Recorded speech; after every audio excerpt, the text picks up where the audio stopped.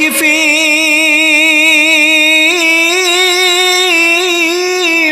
ওই কিফিলের কাছে একদিন এক সুন্দরী মহিলা অভাবের তাড়নায় অভাবে পড়ে ওই কিফিলের কাছে গেল টাকা ধার চাওয়ার জন্য। ওই বনি ইসরাইলের যুগের নাম করা সুদখোর কিফিল যার নাম ছিল, ওই কিফিলের ঘটনা বিশ্বনবী সাল্লাল্লাহু আলাইহি ওয়াসাল্লাম প্রায় সময় সাহাবায়ে কেরামদেরকে শুনাইতেন। ওই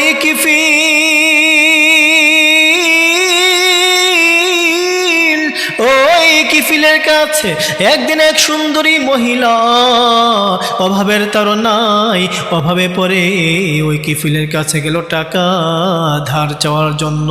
গিয়া বলল, কিফিল আমাকে কিছু টাকা ধার দাও, আমি বড় অসহায়,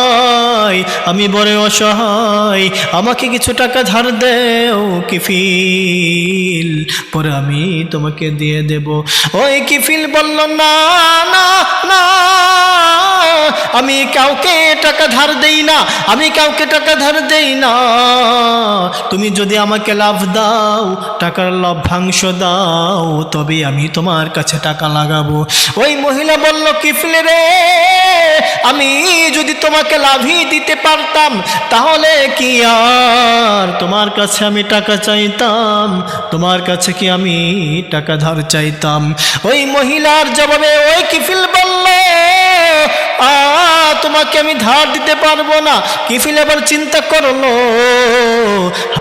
কতই না সুন্দর চেহারা, ওই রূপসী চেহারা দেখে কিফিলের মনে কুমন্ত্রণা শুরু হয়ে গেল।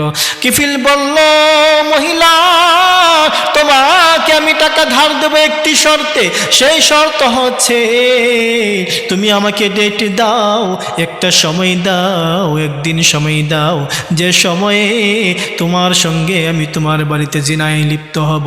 তুমি যদি এই শর্তে লিপ্ত হতে চাও, তুমি যদি এই শর্তে রাজি হও, তবে আমি তোমাকে টাকা ধার দেব।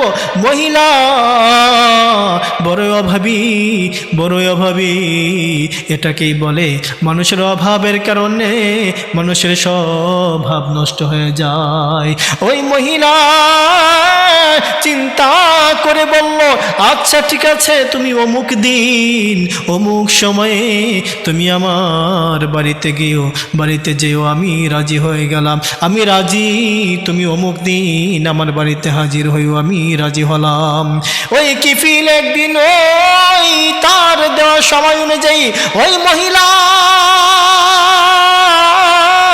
ডেট অনুযায়ী কিফিল গভীর রাতে ওই মহিলার বাড়িতে হাজির। তার দরজায় গিয়ে কড়া নাড়ায়, মহিলা দরজা খুলে দেখে ওই কিফিল তার দেওয়া ডেট অনুযায়ী হাজির হয়ে গেল।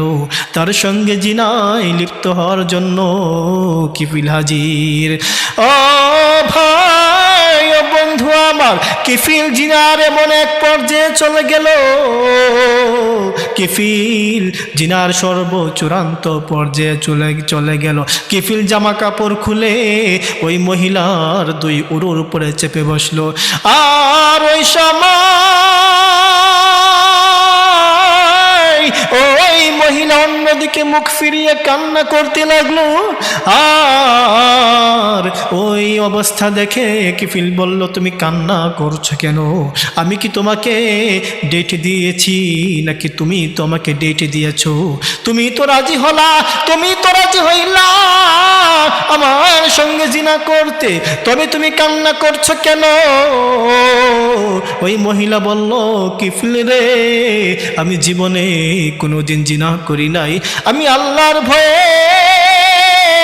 কান্না করছি। আজকে জিনা করার পরে যদি এই অবস্থায় আমার মৃত্যু হয়, তাহলে আল্লাহ পাকের কাঠগড়ায় আমাকে একজন জিনাকারিনী হিসেবে উঠতে হবে।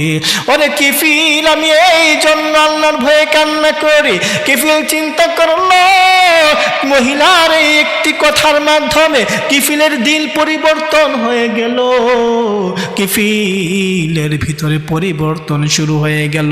কিফিল চিন্তা করলো, হায় হায়, সে তো ইচ্ছা করে জিনাহে লিপ্ত হতে চাই নাই, সে তো অভাবের তাড়নায়, অভাবের কারণে সে রাজি হয়েছে।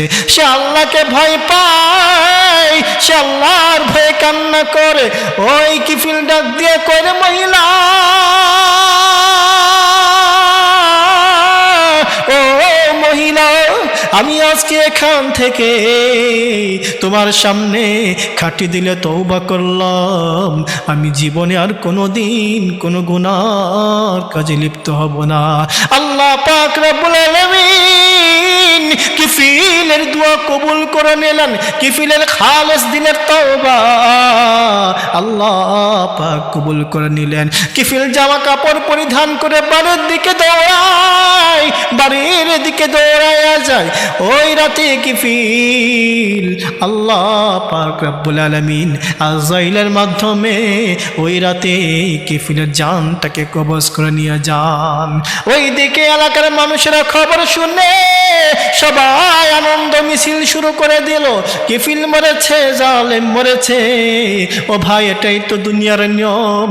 কোনো ব্লগার, নাস্তিক, মুরতাদ যদি মৃত্যুবরণ করে, কোনো আল্লাহ দ্রোহী যদি মৃত্যুবরণ করে, কোনো ইসলাম দ্রোহী যদি মৃত্যুবরণ করে, কোনো নাস্তিক বেঈমান মৃত্যুবরণ করলে আমরা অর্থাৎ ইমানদাররা আনন্দ পাই, খুশি হয়। এটাই তো বাস্তব কথা।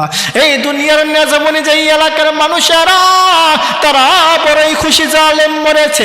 ওইদিকে আল্লাহ পাক রব্বুল আলামিন তার কুদরতি ভাবে, গায়বী ভাবে কিফিলের দরজায় লিখে দিয়েছেন, কদ গফারাল্লাহু লিল কিফিল, কদ গফারাল্লাহু লিল কিফিল।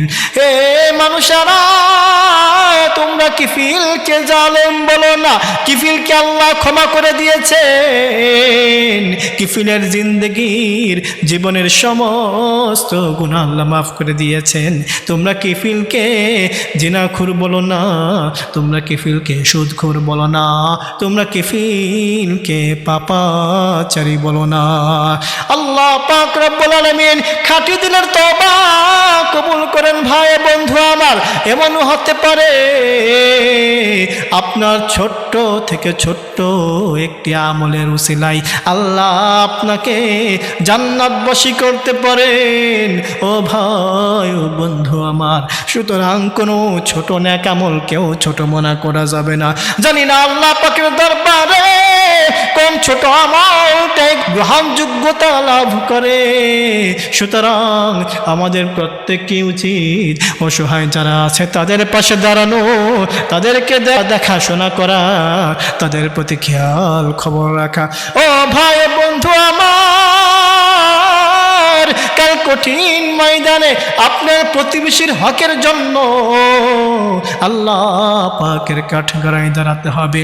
আল্লাহ আপনাকে 3 বেলা খাওয়ায়, পেট পুরে আল্লাহ খাওয়াই, শুকর আদায় করেন। শুধু শুকরের মাধ্যমে নিয়ামতের শুকর আদায় হবে না, আপনার প্রতিবেশী যারা রয়েছে তারা কি খেয়েছে কি না খেয়ে রয়েছে সেই দিকেও খেয়াল রাখতে হবে।